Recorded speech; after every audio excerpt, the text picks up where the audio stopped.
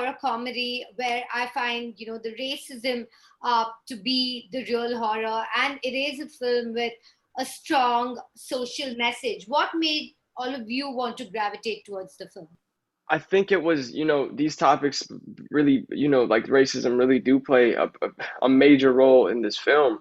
I think that the way they're addressed are also, I think, out of the box in a sense. I love the fact that we have a character, you know, that's lived through so many different, that's been alive for so long.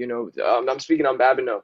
He's been like alive for hundreds of years, so he's gotten a chance to see, literally the worst in humanity, right? You don't get a chance in many films to see a character that's been alive for that long, and when they are, it's like they rarely ever address the terrible things that have been going on in this world. So just the fact that you're able to have that perspective on someone like that I think, really cool. And it's also like to realize, like, wow, it's been going on for so long. Wow, so many things are so similar. It's like I love Babineau's character, and I really gravitated towards Babineau and this storyline. And I yeah, the film, I just thought the film and the script was really cool. Well, I think this is the first time we've had vampires who are persons of color playing the lead. So I feel like, representation is important in horror comedy as well. In everything. Yeah, in everything. Absolutely. Absolutely. There's so much messaging in this about, how in so many cultures you're always trying to lighten your skin, apart, and also, messages about the rampant drug abuse. But despite that, there is the larger comedy about the vampires. Mason, talk to me about that. How did you manage to make sure that the scare was scary but the comedy was still as funny? So as far as the comedy goes, we all bonded as a cast really quickly.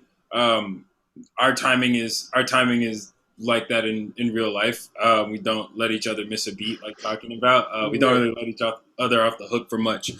So no, I mean, even in between the scary takes, like we'd be laughing and cracking jokes and keeping each other upbeat and keeping each other energized. As far as the actual scary aspect of it, it was the same thing. We were all locked in those moments together. The vampires looked real and scary, and I promise you, whenever you feel like the nails on your arm and somebody, like a grown man's weight, like pushing you down to the floor, all of a sudden it's like, yo, all right, cool. I'm struggling here, whether this is a vampire situation or not. So the visuals for sure, it helps sink you into the world. I mean, the crazy eyes, the big teeth is a lot to look at. There's a lot to see and be like, yo, what the hell? You know what I mean? So all of that made it easy to find, like, you know, the peaks and valleys in those moments where we were able to have Yeah. fun, and then it's time to get to work.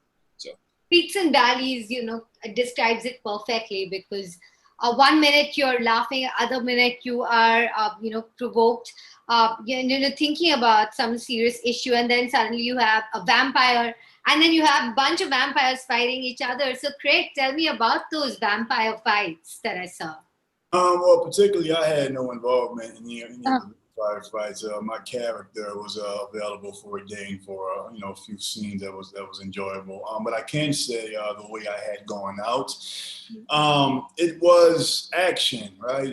Filming an action scene is very physical. When you do something physical, there's obviously a blood rush. You feel alive. It's very cerebral. So it's almost like a workout, or very much so it is a workout. I guess I can best frame it to watching Blade for the first time and almost associating, relating myself. How would it feel to have been in that movie? And you take the child in you, honestly, and you carry it with you on set. There's a mode of surrender that you have to give yourself to. And once you walk into the proximity of that space, the magic just, it takes over. You know what I mean? So as far as filming the dialogue, or even going into parts of the action, being able to use your body, it's a very primitive thing, to move and express, not just verbally but also physically. So as far as my introduction and also my walkout, it was therapeutic on both sides, right? Because you're using your body as much as you are using your voice, and you're trying to find that perfect medium. Well, I have to say, I find horror a very therapeutic genre as well. So I can imagine it must have been cathartic and therapeutic, bringing that to life on screen. And that's my time. Thank you so much. I really enjoyed talking to all of you. Thank you. The next Cheers. time.